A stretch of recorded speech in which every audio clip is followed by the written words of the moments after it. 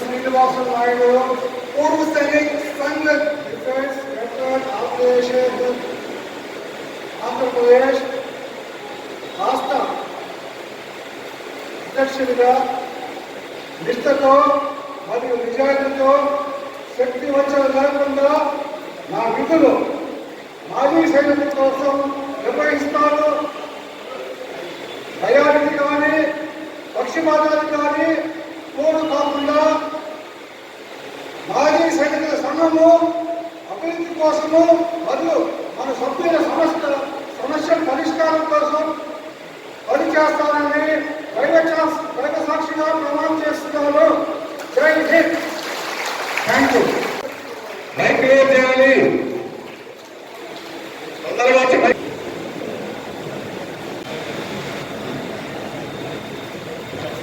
పసుపెట్టి చరిత్ర గారిని వేదిక మీదకి రావాల్సిందిగా కోరుకుంటున్నారు.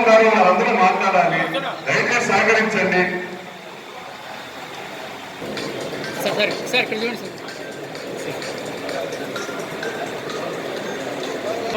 వేదాయ వైష్ణవాయ మహారాజాయ నమః.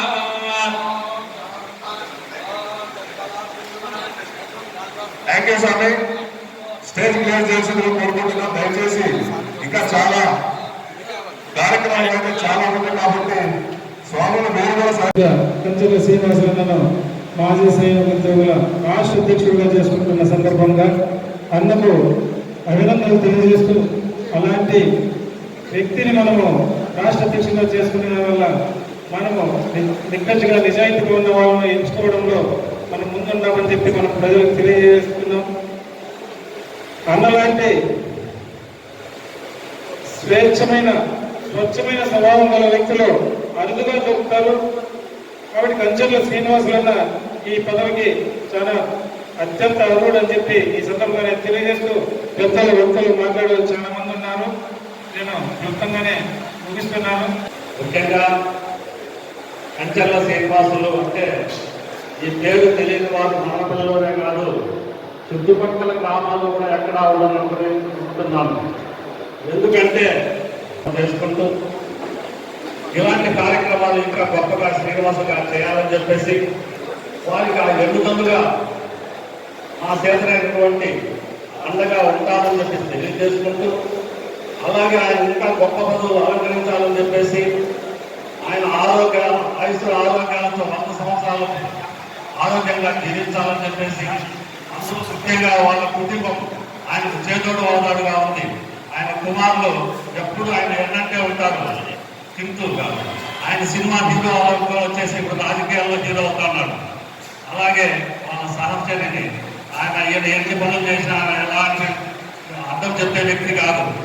గర్వించదగ్గ విషయం, మన గడ్డమైన మన ఊళ్ళో మన మధ్యలో ఉన్న వ్యక్తి, మనతో ఉన్న వ్యక్తి, మనతో పెరిగిన వ్యక్తి, మనతో స్నేహమైన వ్యక్తి, కులాలకు మతాలకు పార్టీలకు అతీతంగా ప్రతి ఒక్కరిని అన్నదమ్ముల రాజుగా భావించే వ్యక్తి, ఇంత పెద్ద యొక్క గౌరవం మనమందరపడే వ్యక్తి మన శ్రీనివాసన్ గారికి దక్కిందంటే ఇదంతా మనందరూ కూడా గర్వించదగ్గ విషయంగా నేను భావిస్తున్నాను.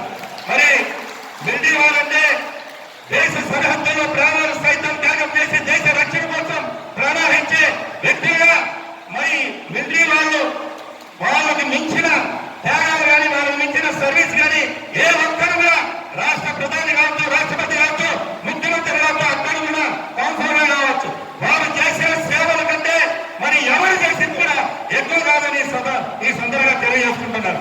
మరి మంచి వ్యక్తికి, మన మధ్యలో ఉన్న వ్యక్తికి, మన ఊరి వ్యక్తికి ఈ యొక్క రాష్ట్రంలో ఈ మిలిటరీ వారి ప్రెసిడెంట్ గా ఎన్నుకోవడం మనమంతా కూడా గర్వించదగ్గ విషయంగా భావిస్తూ, చిన్నప్పటి నుంచి కూడా మనలో వయసులో మాకు పెద్దలైన కూడా మరి చిన్నప్పటి నుంచి కూడా చూస్తున్నాం.